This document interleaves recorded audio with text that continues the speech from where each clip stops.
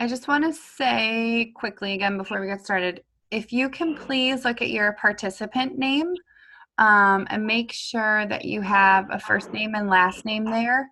I just want to make sure that I can give appropriate and accurate community points after the town hall is over. So I see a couple of you have either your last initial or just your first name in there. If you can just double check that, that would be great.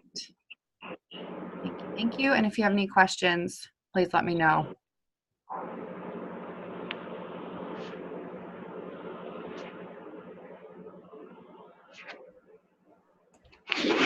Oh, by the way, I'm Colleen Malone. If you don't know me, I'm the department manager. Sorry.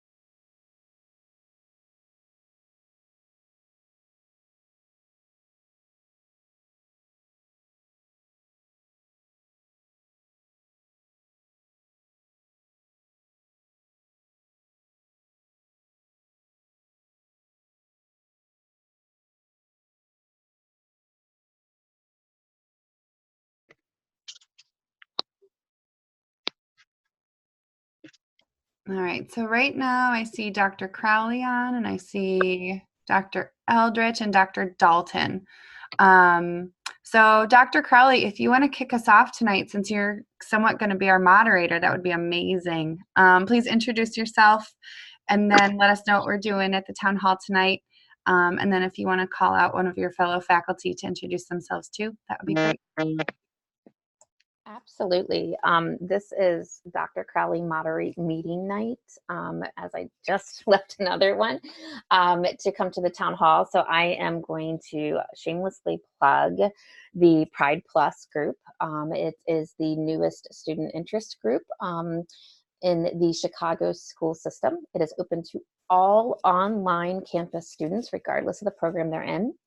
Myself as the faculty advisor, JJ Jackson and Malcolm Crenshaw as the ground crew to achieve student interest group status, and held our first member interest meeting tonight. So we will be coming, we will be providing a recording of the meeting, the PowerPoint from the meeting, and an opportunity for individuals to respond to a survey connecting providing us contact information, as well as also finding out what interests students may have in involvement in the group. So now that that plug is over, I am, again, Dr. Amy Crowley. I am a full-time faculty member here in the CMHC online program. I've been here for a few years. I am very excited for tonight's town hall meeting because we have a couple of our alumni who have joined us and are going to share a bit about their experiences, kind of transitioning between being a graduate student and the professional practice. Hopefully sharing some amazing words of wisdom for you and answer any questions that you have. I am generally the faculty member who teaches internship too. And so I've oftentimes had the opportunity to work with our alumni as they are completing our program. And it's a very special role that I like to play here in our department. Feel like I get that last kind of send off with our students. And so it's wonderful to have our alumni come back and kind of check in with us and let us know what's going on with them, but also to support upcoming students. Again, super excited at how the attendance is looking here tonight. We're already at 65, which is wonderful. Town Hall has definitely grown in the time that I've been in with the program. So I will go ahead and allow Dr. Dalton to introduce herself, and any other faculty Dr. Dalton can follow up with after that. Perfect. I'm so glad you're all here. I'm Dr. Sarah Dalton. I have been with the program since earlier this year. I'm super glad to be here and actually starting to recognize a lot of your faces. So I'm really glad about that. I live in the Pittsburgh area, Pittsburgh, Pennsylvania, and I'm a licensed therapist. I'm a certified sex therapist, and right now I'm teaching diagnosis and also research. There we go. So I'm glad to be here with you all, and I will let Dr. Eldridge introduce herself. Hi, everybody. I'm Dr. E, and it's great to see everybody. And I'm so excited also for this topic and that you all are going to get to hear from some of our amazing alumni. They just are wonderful people. I'm sure they have so much, a wealth of information to share with you all.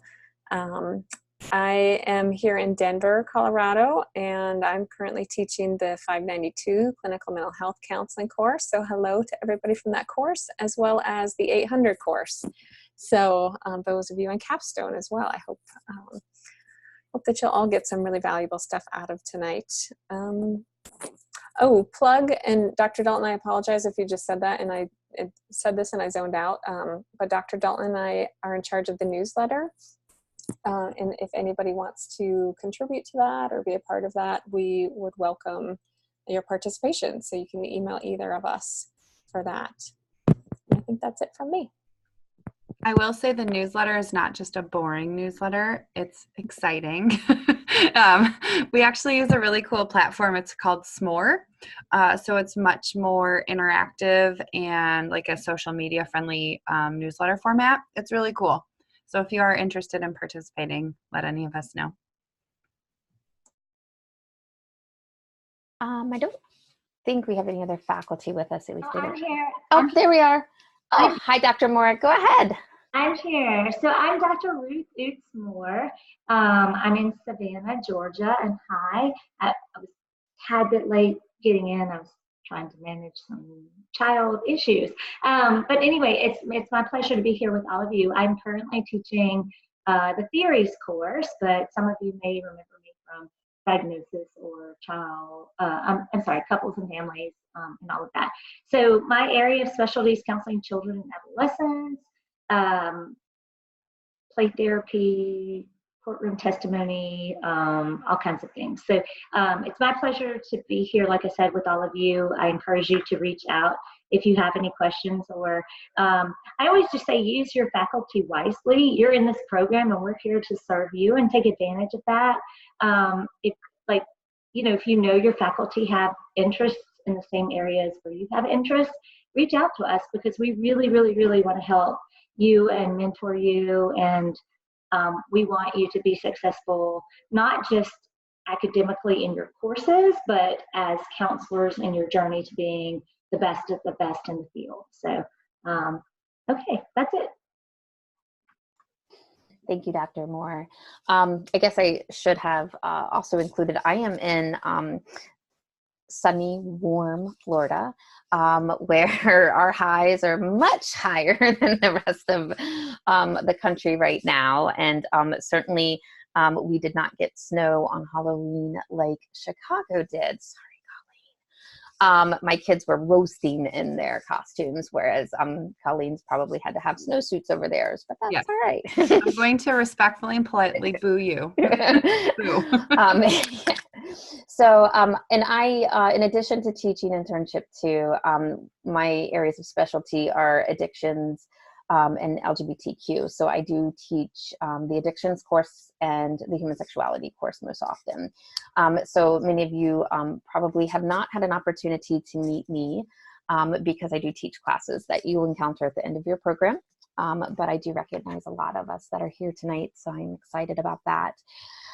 Kirby, one of our esteemed alum, has entered some information into the chat about our alumni who are here to speak this evening, and kind of a little bit about where they are in their professional careers now. So I am going to go ahead and ask if Kirby is ready. I will have Kirby join us and kind of kick off the alumni discussion. Hello, can everyone hear me? Sure can. Great. I'm not going to go on camera because I have a naked 5-year-old next to me. So you hear her giggling. So just to respect her privacy. Okay. So yes, so tonight we have Tyler Sanders on, my bud, who's like my BFF during our course. Shakia Brody.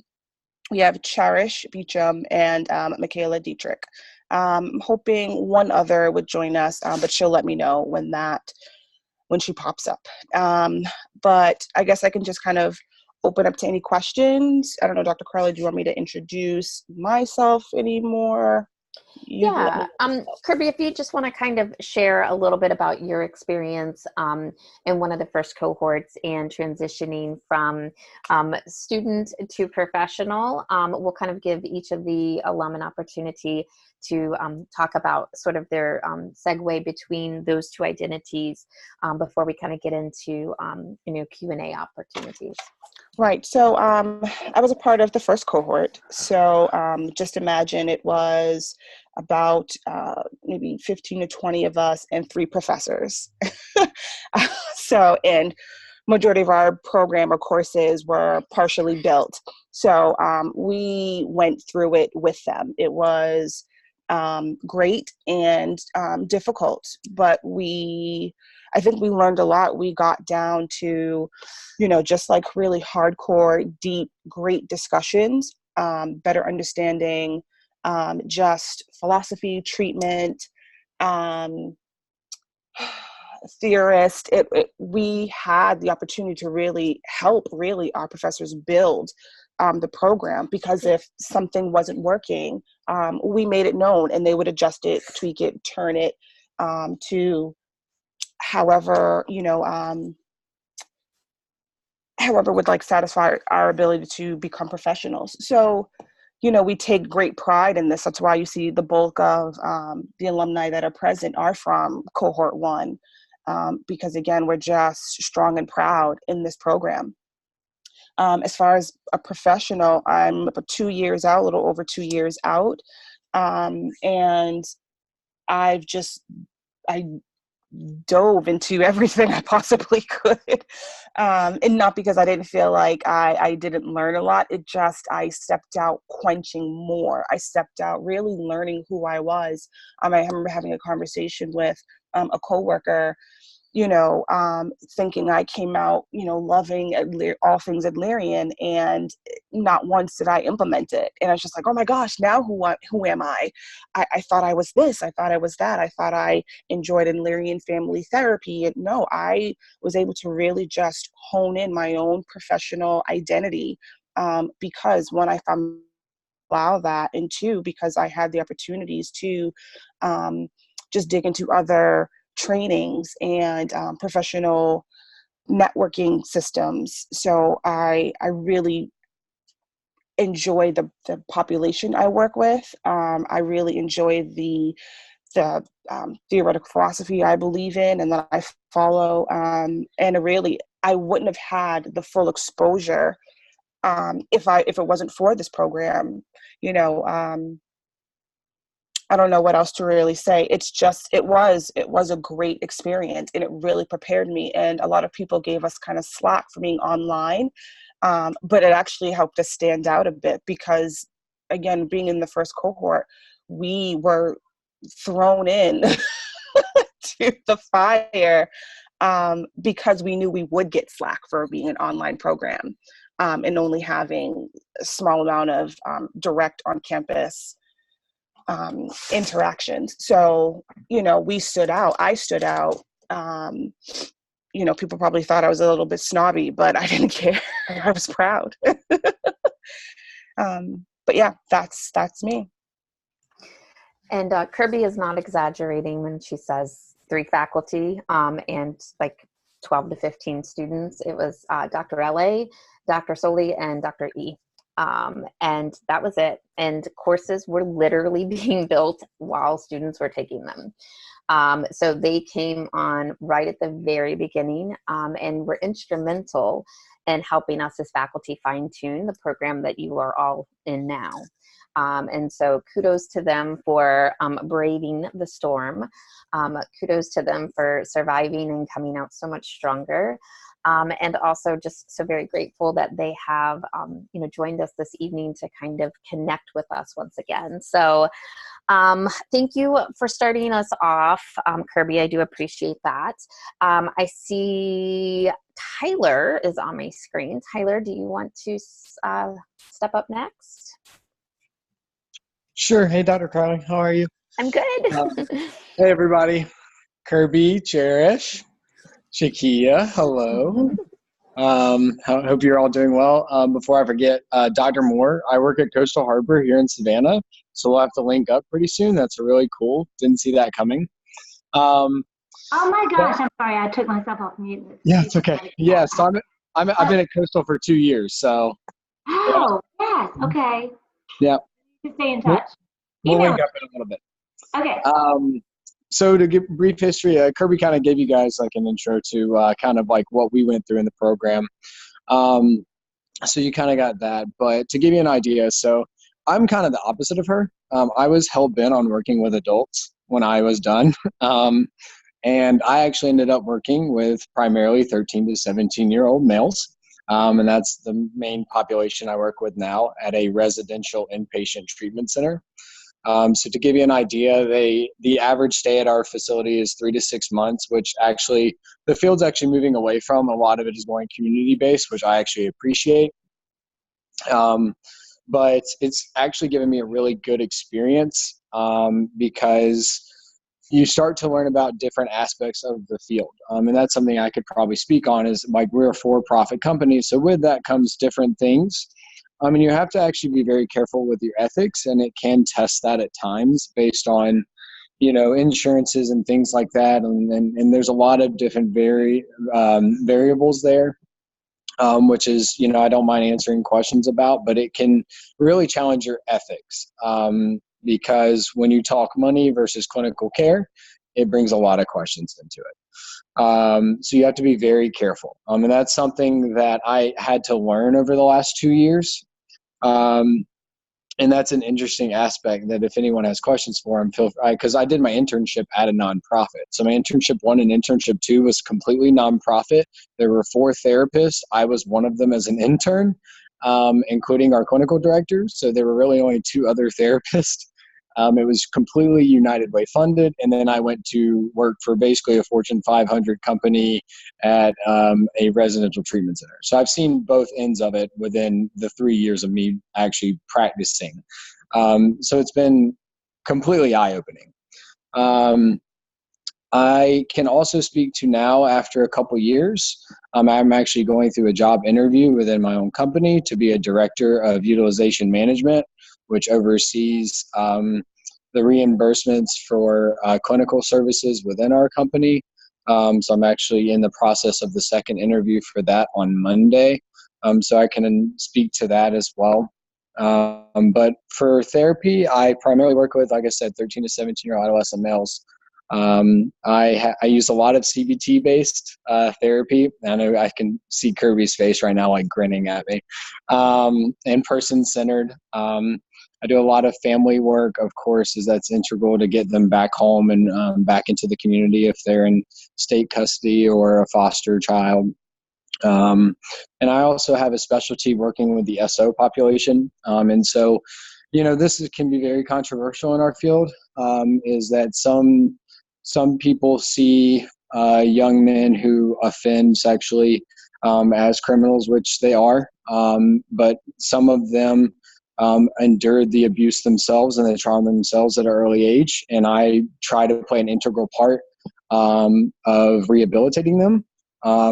I've had few success stories, I will be honest. I've had a lot of young men not do well in our program. And, I'm sitting in court or I'm on a phone call for court from states because we serve kids from states from Wyoming, and I'm in Savannah, Georgia, in case anybody missed that. So, I'm sitting on the phone with a kid that's from Wyoming in Savannah, Georgia, about his court case, 3 time zones away. So it can be, really challenging, but I mean, the few success stories I have, it makes it very rewarding. And you have to remember the type of treatment center I'm talking about is the highest level of care. So oftentimes the young men and women in our facility either are close to having criminal charges or already do. And it's kind of their last chance before going into juvenile, or if they're 16, 17, possibly even adult prison.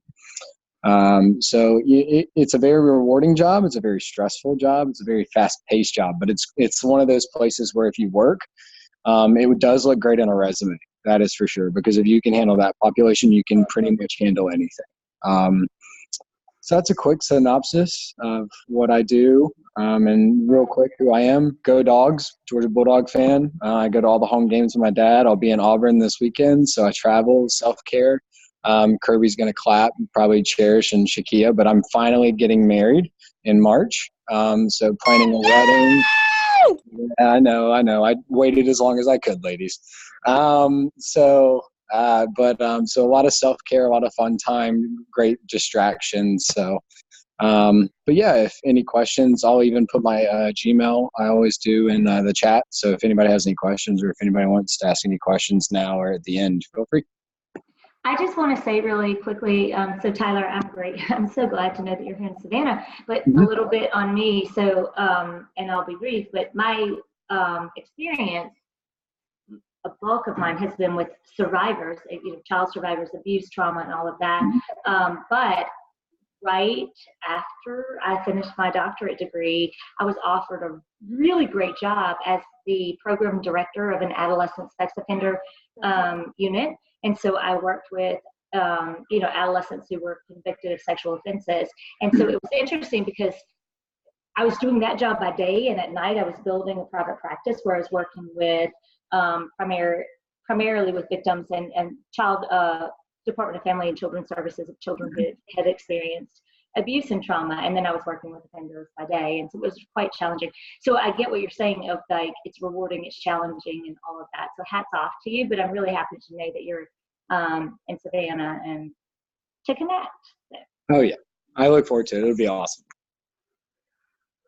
Thank you so much, Tyler. Appreciate that. How about Shakia? Hello, I am Shakia. I'm along with Tyler and Kirby. I was part of the first cohort. When I actually started the program, I was living in North Carolina. However, right before starting internship, I moved to Atlanta, Georgia, because I knew that I wanted to practice here, and I felt that it was important to get an internship here where I wanted to live for licensure and practicing. I actually, where I started interning at, I'm actually also still working at. So I was blessed to find an internship at my dream location. And actually after I finished, they actually hired me on. I work at a residential substance abuse facility called Right Side Up. Right Side Up is a part of MAR. If you've ever been to Atlanta or know Atlanta, MAR is a pretty big abuse facility, and they are for profit, whereas Right Side Up is nonprofit. So it's all women's program, and they are able to bring up to 2 children with them into residential treatment. A lot of the women that come in, they're homeless. They have defects involvement, probation, so they're somewhat mandated. Majority of them are mandated to enter treatment. Some come in pregnant, and then while they're there, they deliver their babies. And some of them have lost their children, and they're trying to get back their parental rights, or their parental rights are about to be terminated. So a lot of times I've had to go to court, which I realize is not fun, I'll say, especially having to go on stand for my client, but it's also good to be able to advocate for my client. One of the best things that I enjoy the most is with the ladies being there for 6 months, I see how they come in. A lot of them may come straight from detox, and then, so I get to see their progression for 6 months, no longer using substances, learning, increasing their self-esteem, working on their mental health, and that's the most rewarding part of my job, is being able to see the ladies change throughout the 6 months of being with me. Some of the challenges, if you have never worked in addictions, working with addictions can be a challenge. It can be a huge challenge working with addictions because a lot of the ladies, they started using substances when they were children. So essentially all they know is drugs or alcohol. And so a lot of times opposed to it being rehabilitation, it's habilitation, like trying to teach them things that you may have learned as a child or got from your parents that they may not have received. And there's a lot of trauma, at least where I'm working. But it is extremely rewarding. I wouldn't trade it for the world. I've realized that addictions is where sort of my heart is.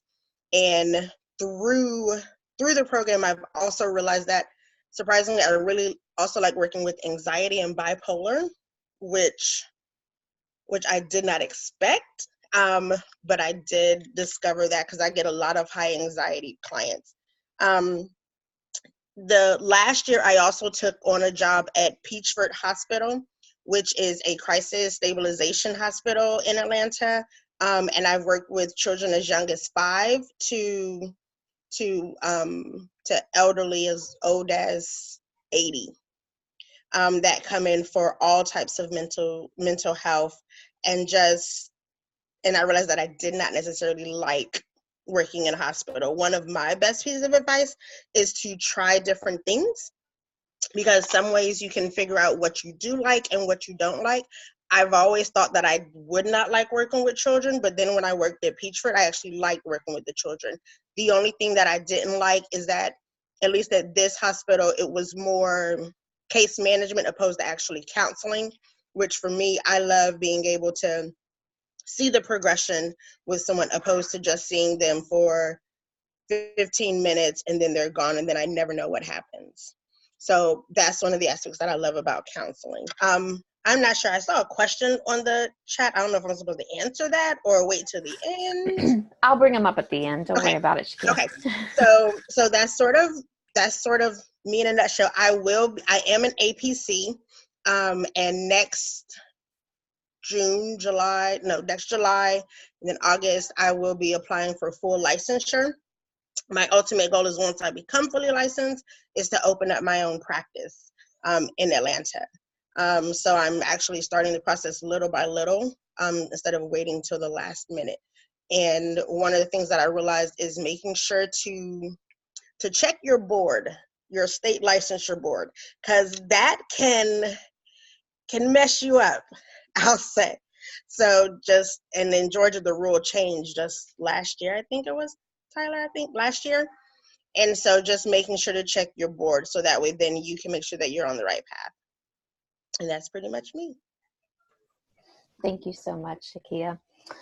All right, I'm going to wrap up the other first cohort member and ask Cherish if she would like to go ahead and introduce herself and tell us a bit about her. Hello, everybody. I'm Cherish. I am also a part of the first cohort, like Dr. Crowley said. So I went a completely different route in my professionalism. So my internship was at Aspire Health Partners, which is one of the bigger mental health agencies in Orlando, Florida, which is where I'm from and where I live. So I did my internship there. I worked at the children's outpatient unit, and I did some work with adults.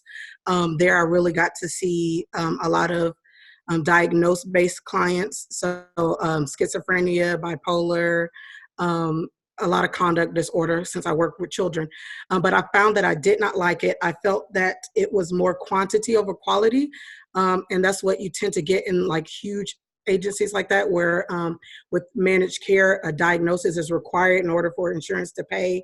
And that kind of puts me in the bind, because I do believe that some people don't necessarily need a diagnosis.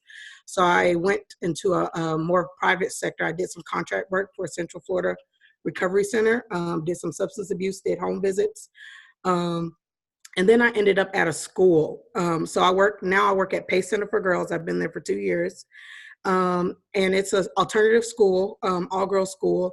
and it's for girls who've been through things. So we provide academics and mental health counseling at the same time. So girls have to see me twice a week. Every 2 weeks. I have a caseload of about 25. They see me every 2 weeks, and we talk about, they set goals when they come. What I usually work with is girls who've been through a lot of trauma. So my girls have been through a lot of trauma. They're 12 to 18 years old, mostly sexual trauma perpetuated by a family member, physical trauma, definitely abuse, and emotional abuse. I deal with a lot of anger issues. My population is predominantly Black and Hispanic, with a few Caucasian students. So it's mostly minority. It's nonprofit, and I deal with a lot of the parent-child relationship you find in schools. So, when I'm working with the child and I'm working with a specific behavior, and then meet the parent and see that there's a mirror to this behavior in the parent. A lot of my work that I do is with the parents, trying to get them to work with the child on behavioral change. And like I said, trauma is my main focus. So I'm working on getting certified in trauma-informed cognitive behavioral therapy, but I mostly work from a motivational interviewing, because a lot of the girls don't necessarily want to be there.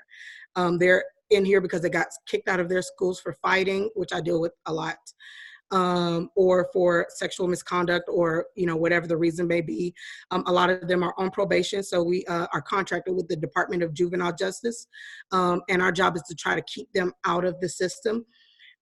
So I didn't see myself going a school route at first, but I actually ended up loving it more so than a mental health agency. So I still do mental health work, but I do it at a school, and seeing them grow both academically and social service wise is very rewarding for me. And I really do love what I do. I also didn't want to go right into the licensure process, so I'm different than my cohort in that way. I actually wanted to get my feet wet experience-wise. So I focused on that for a little bit, and then ended up starting supervision a little bit later.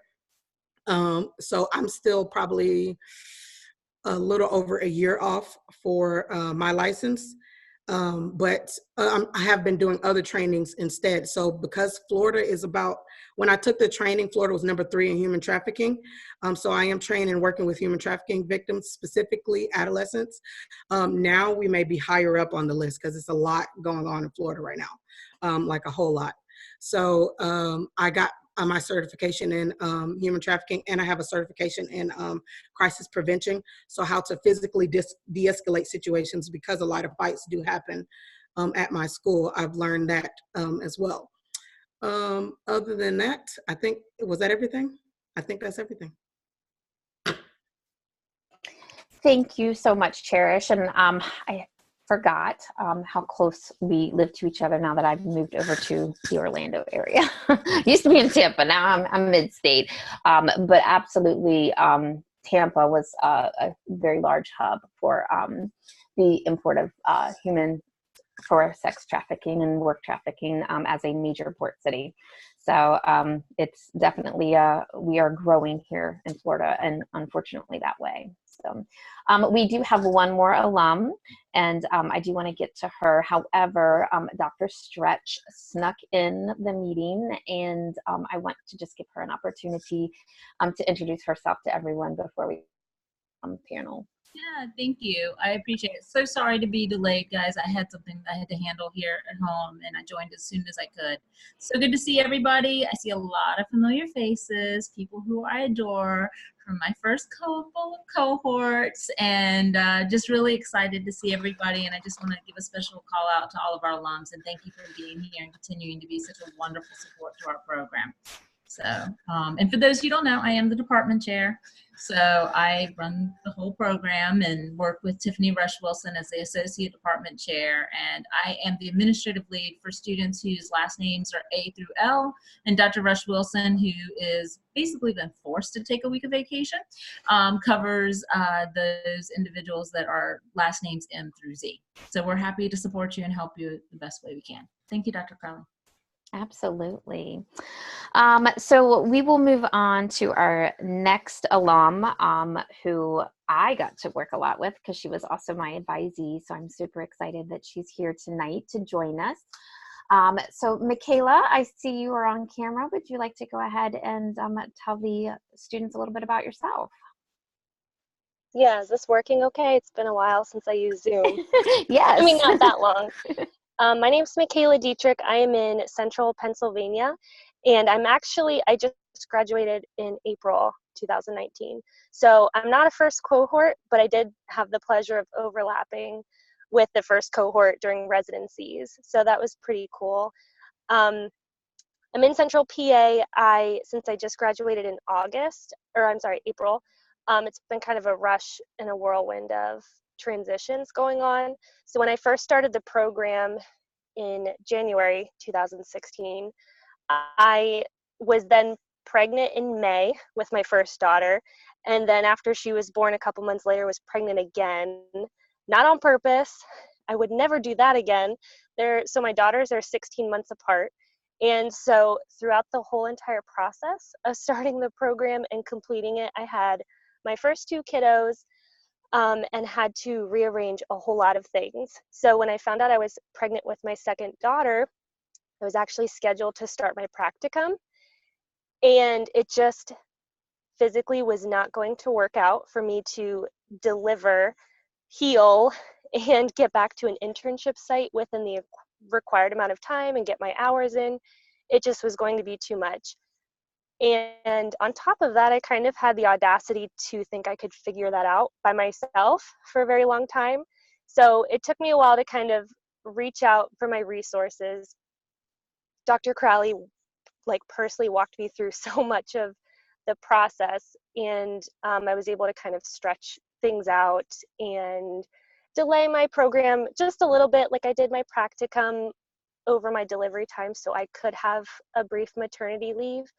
And on top of that, before I started practicum, my site called and said, we can't take you for internship. So on top of being 9 months pregnant, my internship fell through. So I had a summer practicum and just kind of cried, and then just kind of scrambled to find an internship site, which I was fortunate enough to have networked through the process in my community, and found some professionals who knew me. Sorry, I'm in a Sheetz parking lot. I'm traveling today. Sorry, it's so weird. Had some professionals in the area who knew who I was from volunteering and working with them, and was able to get a position as an intern in the counseling department at my undergrad, Lycoming College. And that was a great experience. I don't want to do college counseling. It was great. I really enjoyed it, but I realized it really wasn't for me. And then after that, my supervisor there was able to kind of catapult me into my next position. So after graduation, I thought I had things lined up. I really thought that I knew what I was doing. I've worked in substance use. That's my heart. I love addictions. Worked as a certified substance use counselor in inpatient rehab and detox for the past 5 years, and thought I was going back to inpatient. They held my position for me, and it wasn't going to work out with me getting licensure hours, and I knew that's something I really wanted to jump right into and not waste time. And financially, it feels a little selfish, but they really weren't willing to compensate the years of blood, sweat, and tears that I put into a degree. They were like, oh, here's a couple % raise. And for my family, it just wasn't going to be feasible. So I actually was connected with a small private practice in my community. And I was like, okay, they're going to give me licensure hours in return for me working some BHRS wraparound hours. So my role is in mobile therapy, and I work with families and kids doing wraparound services in their environment. So I meet kids at home and at school, and just kind of develop their treatment plans. I really didn't want to do that. I still kind of am. I know that's not long-term what I want to do, but I know I'm getting my licensure through the agency. And so I started that right after graduation in April. Degree conferral, did my training, got on board, got a caseload. it came pretty easily to me paperwork wise. In substance use, it's so overbearing. So to work for a private practice with MA, I'm like, this is cake. You know, it's still a lot of paperwork, but it's not as much. And from there, actually in July, I worked closely with our psychologist and neuropsychologists who own the practice. And right away, they actually singled me out for my work and asked me to start writing their psych evals for the practice. And so that was a huge opportunity. They really groomed me with diagnostics. And that was in July. And then just a couple weeks later, actually, they asked me to take on an outpatient caseload. And so that was kind of like a breakthrough for me. I'm like, oh my gosh, I've only been pushing for a couple months here. I thought that I would have to work for a couple years until I got licensure and then maybe move to outpatient or find another agency. But they've really groomed me and opened the doors for me there. They're kind of like Tyler had mentioned, the transition was learning a lot of the financial language that they speak in business, and especially in a small business. Everything, you know, I've gone from salaried with benefits to billable hours. So everything is really calculated in a sense, and they really measure exposure to liability, which I'm not necessarily used to. I'm used to being covered by a huge, you know, company and not really worrying about that kind of small matter. So working with a small practice is a big deal for me right now, but for me, it's been a good decision because otherwise I wouldn't be getting the licensure. And after graduation, you know, sometimes we try to figure things out right away. And I knew for me, I just needed to zoom out and keep it big picture. I knew that if I was focusing on, you know, how things weren't perfect right away, I was going to completely melt and it just wasn't going to work. I'm not going to know everything at once, even though I'm a professional and I have a master's, and you get that, what is that called? We talk about it a lot in internships, the imposter syndrome. A lot of that going on, but then I realized people are like, yeah, you just graduated. Even though you have experience and education now, you're still kind of green. So they let you, a lot of the professionals in my area have really been grooming and helping through the process. So I threw a lot at you guys as far as where everything has been scattered, but I feel like it's come together pretty well and it's been encouraging. Thank you so much, Michaela. I think for now, we have made it through all of the alumni and given them an opportunity to introduce themselves. So a couple of questions have kind of come through the chat. I've copied them down. I'm going to kind of present them, and any of the alumni who want to speak to them, I know some of you have answered them in the chat. Some of you have answered them in your introduction, but certainly we can add to the discussion. So the first question came from Stella, and she said, after completing field work, were there any surprises that our alumni experienced once they became licensed counselors? And I know for some of you, you have recognition in your state during your clinical training time here, but I don't believe any of you are fully licensed yet. I could be wrong, but nope, I don't think it's been long enough. Would just love to hear about any surprises that you encountered and as you were kind of transitioning into the professional practice and applying for those associate and registered intern status licenses during your clinical hours.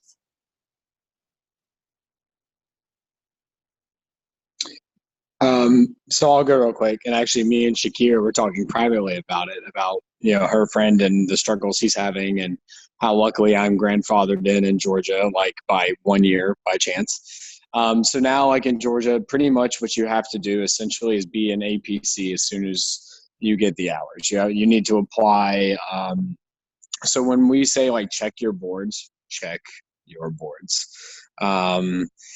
I personally, I was one of the ones in our cohort that I went ahead and took the NCC, which in Georgia we can take either or. But Shakia, correct me if I'm wrong, but I think you did too. I think we took it together, if I'm not mistaken. But it's been a while.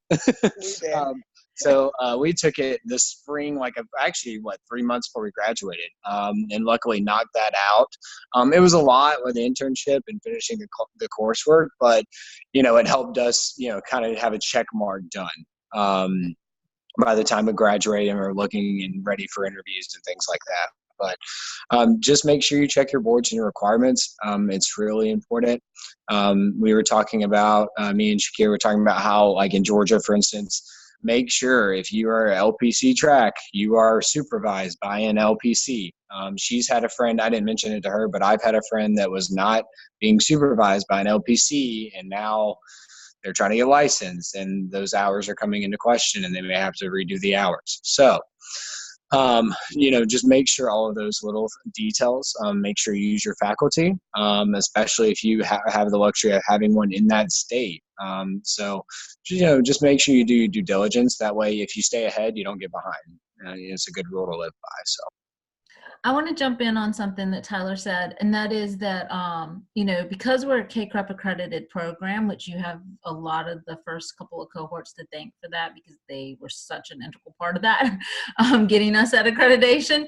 But since we're CACREP accredited, if you take the NCE and you pass the NCE, after you graduate, you can apply and become an NCC almost immediately. There's a form you have to fill out, but that can really distinguish you in the job market as you're looking for jobs and give you an additional credential. It's not a license, it's a credential, but it certainly does differentiate you from, say, others who might not have that yet. So just something to think about, and one of the benefits of being a CACREP accredited program.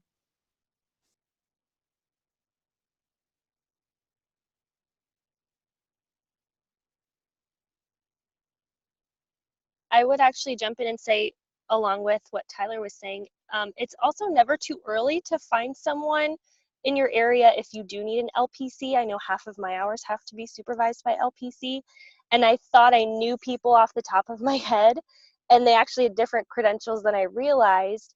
And also, they were filling up so quickly because one of our local colleges in the area opened a program that was putting out students at the time. So people were filling up with supervision, and when I graduated, I didn't realize some people they actually weren't willing to take me, and I'm like, wait, no, that's a thing, I have to get supervised. They're like, yeah, but I don't have to supervise you. So it was just kind of tricky, because I thought I had it mapped out, but it's never too early to get things lined up and make connections with people so you can reach out later on too.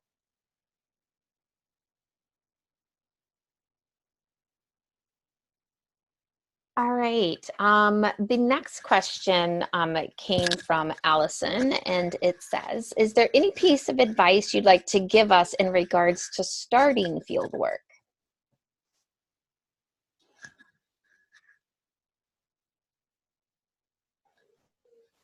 Well, I said to Allison, just do your research, right? There were so many of us in the cohort that had to switch intern sites, or for multiple reasons. One, it just wasn't what they were expecting, or there were some legality issues that, the company, the organization just couldn't get on board with the school.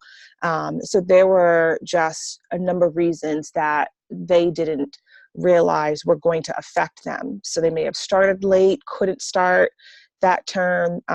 So just really do your research. I know for us, it was Dr. Soli who was helping us with that. So she said, give me your top 5. But when you give me your top 5, you need to answer these questions. You need to call, you need to talk to, get to know, introduce yourself. And so don't present her with just some sort of throw in the wind, here's my list, now you do it. No, this is your internship site. This is your practicum site. You need to know what these people are about. You need to know what they're going to ask you to do. I know the Chicago School was very specific about doing in-home based therapy. Supervisor on site in Massachusetts, that's really a lot of what we do. We have a whole initiative with youth who are getting state insurance.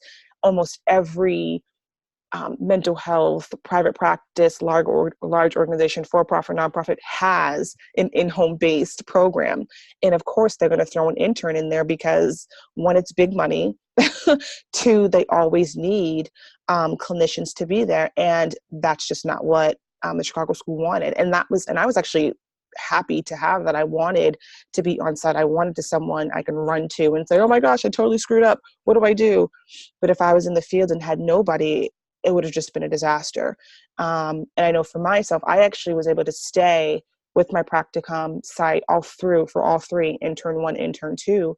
And it worked out phenomenally. I built a network, I built connections. Even still to this day, I connect with one of my supervisors, just seeing how her life is. So do your research, get connected, talk. This is not the time to be shy or timid. This is the time to really drive your path. To piggyback off what Kirby said as well, doing your research and also being prepared. You know, a lot of them do interviews, but they're just not interviewing you. You're also interviewing them to make sure you have a quality experience in your internship, because if it's not quality, what's the point? So you need to know, you know, this is what I require. This is the kind of experience that I'm looking for. Can you provide this? This is what I bring to the table, kind of thing. So, you know, do your own interview, have your own checklist of the things you need, and then like a cost benefit analysis, because I'm a CBT person, weigh them. You know, what is more important? Is location more important than, you know, the hours that you get? Is the population you're working with more important than the free supervision they provide? You know, things like that. So just weighing what your priorities are in that internship after interviewing them, because that's important to know as well, so that you'll know when you have your top 5 what you can compromise on and what you're not willing to compromise on, because at the end of the day, this is your experience. This is going to shape how you are as a counselor. This is your first foray into the field, so this is going to shape your view, your perspective, your schema, everything. It's funny because I remember Tyler emailing me his questions for his site. And I was like, yeah, ask this one, do more detail on that. So it's very true. Like, and again, reach out to people in your cohort and say, hey, listen, I really don't know what to ask. What should I ask? And, you know, you'll develop that together. Yeah, Kirby was always the planner. I was more wing it. So very true. And I'm sorry, go ahead. The only thing I was going to say is sort of, like I said, I was very blessed to be able to find my internship site, my practicum site in Fulton, the intern. And I was actually the very first intern that Right Side Up ever had. So they had never had interns, but then they decided to get them because some people were pregnant. So even if they don't say that they have internship spaces, you never know what could become available, or if they may decide to get an intern. And then some of the other interns that started, they didn't think they would even like addictions. Once they did the internship, they realized how much they loved it. So even if it's an area that you may be unsure about, you can still test out the waters.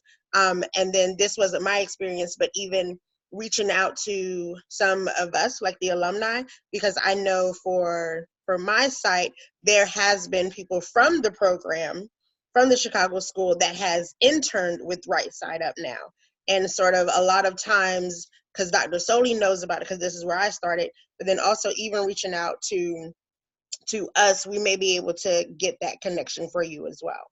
And I think that brings up a really important, Shika, and that is that you do not realize how small counselor ed is until you're in the field. Everybody knows everybody, everybody knows everything, and you want to build bridges, not burn bridges. So being professional and being a good representation can really carry on. You know, a funny, you know, story is that you never know who your boss is going to be next, right? So Dr. Stour was my boss at one point, and now I'm her boss, you know? So it's like, you have to understand that we are a small community, and this community communicates with each other. And so if you are unprofessional, or you represent yourself in a way that's not professional, you're not just hurting yourself, you're hurting the Chicago school and everybody else who's affiliated. The same is true though, if you are a good representative and ambassador of Chicago school, you're laying that groundwork for future cohorts to be able to come in and engage, and you know, they'll say, oh, you're from the Chicago school. Well, I remember that intern I had, she was amazing. And so, yeah, I definitely want to interview because I know what you're bringing to the table. So just remember, it can go both ways, and we are a very, very small community. Mm-hmm. So I am being mindful of time, and I see that we do only have a few minutes left. I want to make sure that I give Kirby an opportunity to also speak about the mentoring program, and then we will do our wrap up. Yes, so we're hoping to roll out a mentoring program of alumni supporting current students. Really, again, support and guidance. I know I've had the opportunity to connect with current students, just really having either a difficult time and or just needing someone else to talk to who's been through this process. And it was great. We lost contact. They were on their process. They were doing their thing, and then reached out suddenly like, hey, are you still free to talk? Yep, no problem. Hey, what's going on? And it was great. And so when, Dr. Crowley was talking about like, what can alumni do? I said, listen, I've had the experience. I felt great doing it, pouring it back into this program that I love, helping another student realize that you're not going to fall or fail. We won't let you. And I really just wanted other alumni to be a part of that, and even the current students to benefit from that, because, I'm reading some of the chat and some other how they had roadblocks. And, I know we have some students coming from other universities and colleges and trying to just acclimate into this community. We are such a supportive community. And so we really want to be there for you all. For cohort 1, our professors were our everything, really. I know Michaela shared her story. I'll share mine as far as transparency. My first semester, my husband got into a really severe car accident and was out of work for 4 months. He couldn't walk, couldn't talk, could barely eat. We had 3 children, and I had a 4-month-old. And I, in essence, failed that semester and was on the phone with Dr. Soli. I literally took a picture of him in the hospital and sent it to Dr. Soli and was like, this is what I'm going through right now. She was on the phone with me next moment. And then called Dr. LA. It was just, they rallied around me. And that was hard. It was hard. So it's never feel like you're alone in this. And that's why the mentoring program is so important to me, because I had it. And I made it through, and doing great, in my opinion. And then something else that was asked of us were the professionalism videos, or just really connecting and introducing how to really just present yourself. I remember Dr. LA saying, we're in a fishbowl. And I never really knew what that meant. I was just like, what do you mean? And it's just we're just kind of always on display. We are in a professional program. This is not like undergrad where we're learning something cool and something that seems interesting. No, this is what we're going to be in our career and in the rest of our lives. So we're in a fishbowl. We're always observed. We're always on display. So we need to act accordingly. And so we as alumni want to present and provide you examples, visuals, conversation, discussion about how to present yourself in that way in any area. I know for me in my internship in practicum, I had, again, the same site, but I also had other interns there. My intern site had a relationship with another school in Massachusetts.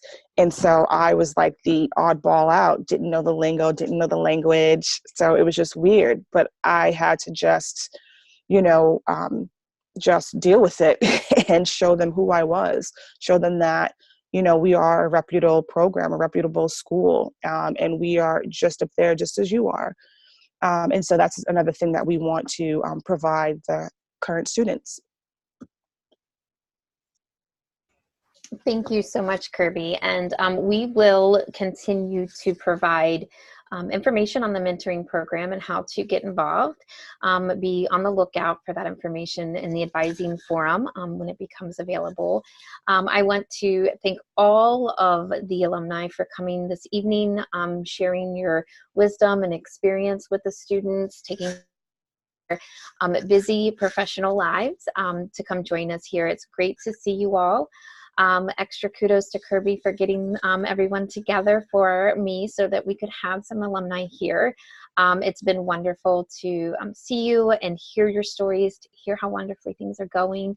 Our students are so very supported by faculty, and it's wonderful to know that our alumni are also going to be there and support them as they continue through the program and into the professional practice as colleagues. So I want to thank everyone for joining us this evening, hoping that you all had a wonderful experience and gained some very helpful information. It was wonderful to see so many attending, especially on a night that is not a typical town hall night for us, but certainly had a wonderful turnout tonight as well. So again, thank you all and have a wonderful, wonderful evening. Thank you, Dr. Crowley, for moderating. Appreciate it. No worries. Have a good night. Thank you. Good night. Thank you. Happy holidays, everyone, if we don't see you.